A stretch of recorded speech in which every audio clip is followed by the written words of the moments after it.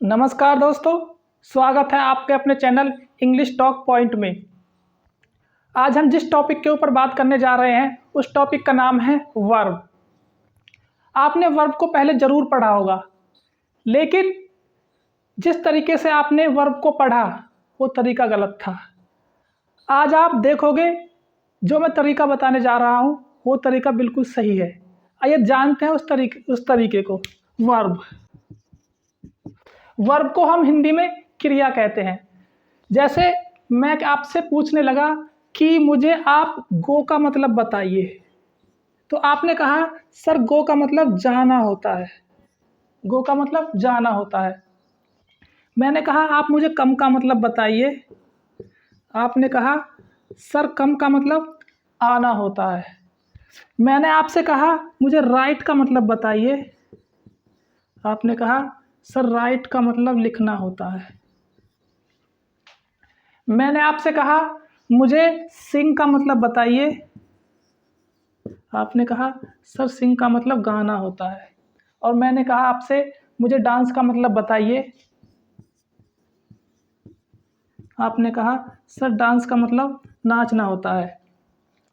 अगर मैं आपसे ये कहूँ कि गो का मतलब जाना नहीं होता, कम का मतलब आना नहीं होता, राइट का मतलब लिखना नहीं होता, सिंग का मतलब गाना नहीं होता, डांस का मतलब नाचना नहीं होता। हाँ जी, गो का मतलब जाना नहीं होता, तो फिर गो का मतलब क्या होता है? गो। गो का मतलब होता है जाओ। गो का मतलब जाना नहीं होता, गो का मतलब होता है जाओ। सिर्फ आपने एक वर्ड बोला किसी से, गो। जैसे मैं आपसे कहने लगा गो, प्लीज गो, आप जाइए, एक वर्ड बोला गो, ठीक है, तो इसका मतलब हुआ जाओ, ना कि जाना। उसी तरह कम। कम का मतलब आना नहीं होता, कम का मतलब होता है आओ। मान लो कोई व्यक्ति बाहर खड़ा हुआ है और मैं उसको अंदर बुलाना चाहता हूं, तो मैं उससे क्या कहूंगा? कम। कोई वहां पे है तो मैं उससे कहने लगा कम कम, यहाँ आओ, मतलब कम है यार, यहाँ आओ। ठीक है, तो कम मतलब आना नहीं होता, कम मतलब आओ। उसी तरह राइट। राइट मतलब लिखना नहीं होता, राइट मतलब लिखो। राइट मतलब लिखना नहीं होता, लिखो। मैं आपसे कहने लगा राइट, सभी लिखिए राइट। मान लो बच्चे हैं, उन बच्चों से बोल रहा हूँ कि आप लिखिए राइट, ठीक है। उसी तरह सिंग, मैं किसी से कहता हूँ सिंग मतलब गाओ। मैं किसी से ये बोलना चाहता हूँ कि आप गाइए, तो मैं उससे बोलूँगा सिंग, ठीक है। उसी तरह डांस। डांस मतलब नाचो। मैं किसी से कहने लगा कि आप नाचिए, तो मैं कहूँगा डांस, ठीक है। तो कहने का मतलब ये है कि हम जो वर्ब में ना, नी, ने लगाते हैं वो गलत है। उसका मतलब वो नहीं होता, गो का मतलब जाना नहीं होता। अगर गो का मतलब जाना नहीं है, मैं इसको यहाँ से रफ कर देता हूँ, ठीक है। तो गो का मतलब जाओ होता है, तो फिर जाना को इंग्लिश में क्या बोलेंगे? तो जाना को बोलेंगे टू गो। सबके आगे टू लगा दो, अब बिल्कुल सही है, ठीक है। जैसे कि टू गो मतलब जाना, टू कम मतलब आना, टू राइट मतलब लिखना, टू सिंग मतलब गाना, टू डांस मतलब नाचना।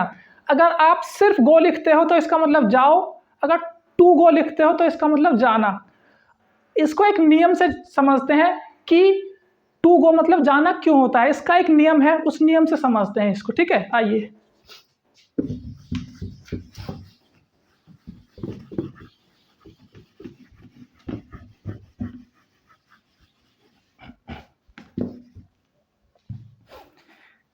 एक नियम है, उस नियम का नाम है ना, नी, ने।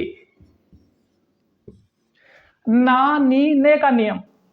जिन हिंदी वाक्यों की वर्ब, जिन हिंदी वाक्यों की क्रिया के अंत में ना, नी, ने आता है, उस क्रिया से पहले हम टू लगा देते हैं। जिन हिंदी वाक्यों के अंत में, वाक्यों की क्रिया के अंत में ना, नी, ने आता है, उन क्रिया से इंग्लिश में उन क्रिया से पहले हम टू लगा देते हैं। जैसे मुझे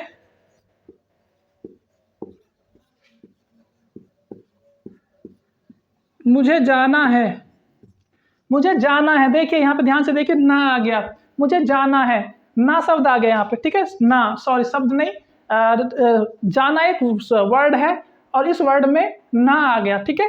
तो आई हैव टू गो, मुझे जाना है, ठीक है। ध्यान से देखिए, गो मतलब जाना होता है, ठीक है, और जाने से पहले टू लगा हुआ है। और ये हैव कहाँ से आया, अभी इस पे ध्यान मत दीजिए, इसको बाद में पढ़ेंगे, ठीक है। अभी सिर्फ आप इतना देखिए कि टू गो का मतलब हो गया जाना, टू गो मतलब जाना, ठीक है। उसके बाद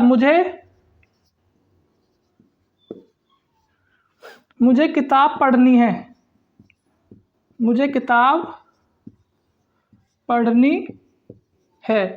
तो आई मतलब मुझे, आई हैव टू रीड मतलब पढ़ना, I have to read the book. ध्यान दीजिए, यहाँ पे रीड से पहले टू आया है, तो यहाँ रीड का मतलब हो गया पढ़ना, ठीक है। तो मुझे जाना है, आई हैव टू गो, मुझे किताब पढ़नी है, I have to read the book, ठीक है। अब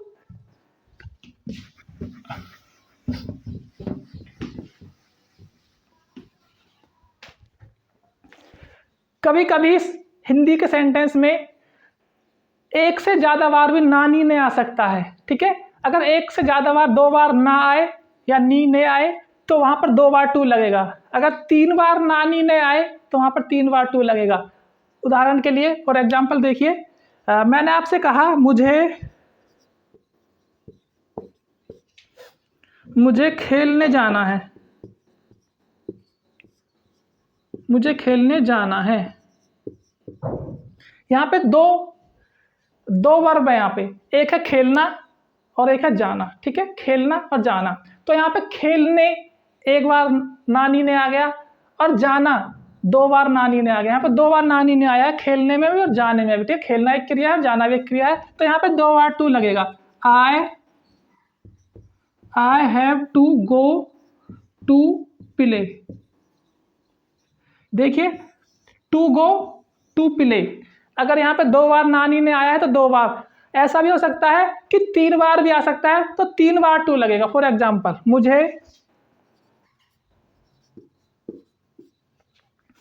मुझे कार चलानी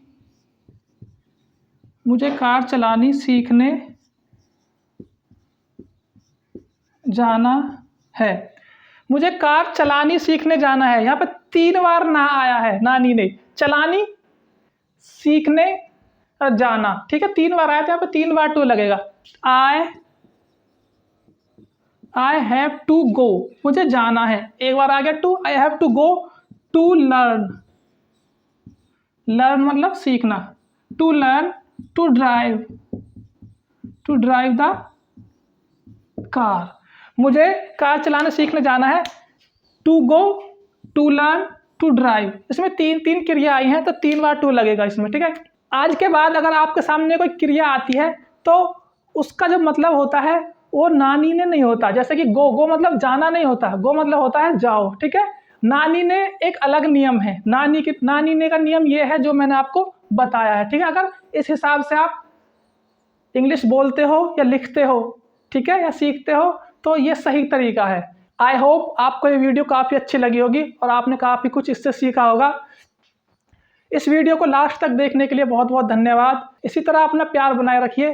thank you so much for watching this video.